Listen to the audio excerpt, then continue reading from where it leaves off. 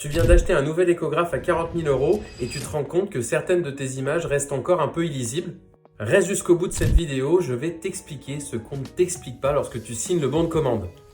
Bon, je pense que maintenant je vous le martèle suffisamment depuis quelques semaines, mais l'échographie abdominale reste un examen très pratico-pratique, utile au quotidien dans une clinique vétérinaire.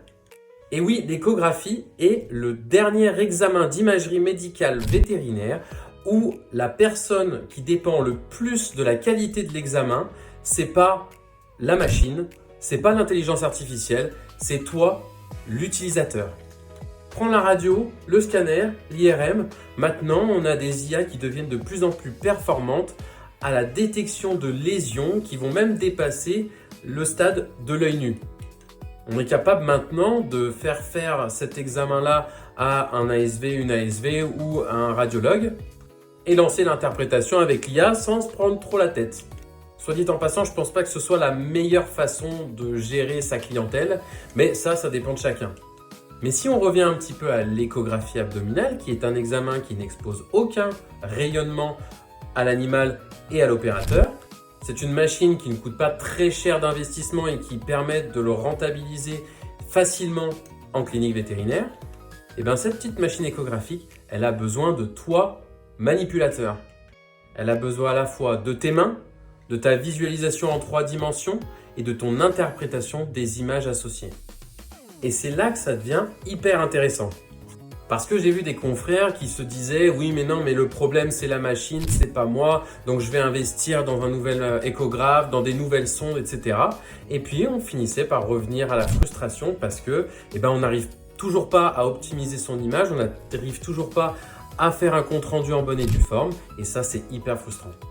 Et on finit toujours par se poser la question « Ah oui, mais maintenant, ce que je vois là, est-ce que ça reste normal ou pas ?»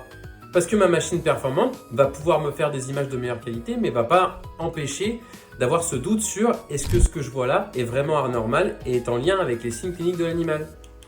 Et oui, on le sait, la progression passe par l'entraînement, la manipulation et l'accompagnement. Notamment en échographie abdominale où la qualité de l'image échographique dépend du manipulateur en l'occurrence. Et ça, tu peux faire toutes les formations de la Terre en ponctuel, ça ne s'apprend pas du jour au lendemain, ça nécessite de l'entraînement, de l'entraînement, de l'entraînement. Pour mieux comprendre, je vais te lister tout ce que la machine échographique n'est pas capable de faire. Elle n'est pas capable de positionner la sonde dans le bon sens, dans la bonne direction. Elle n'est pas capable de savoir quelle pression appliquer sur l'animal en fonction de l'organe que l'on veut observer.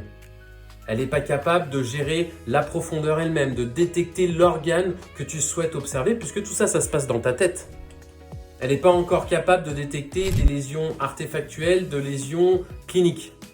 Et elle est encore moins capable de contextualiser les lésions visibles à l'échographie avec les signes cliniques de l'animal.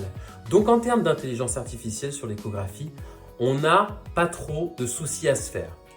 Et tout bénef pour nous, chers vétérinaires, c'est que l'échographe est disponible à la clinique. Donc utilisons-le et sachons l'utiliser correctement. Pas besoin d'investir dans un échographe à 60 000 € pour faire des belles échographies. Un bon opérateur avec une machine modeste battra presque à coup sûr un opérateur moins performant avec une très bonne machine échographique. Alors avant d'investir dans un matériel ultra performant, pense à investir en toi.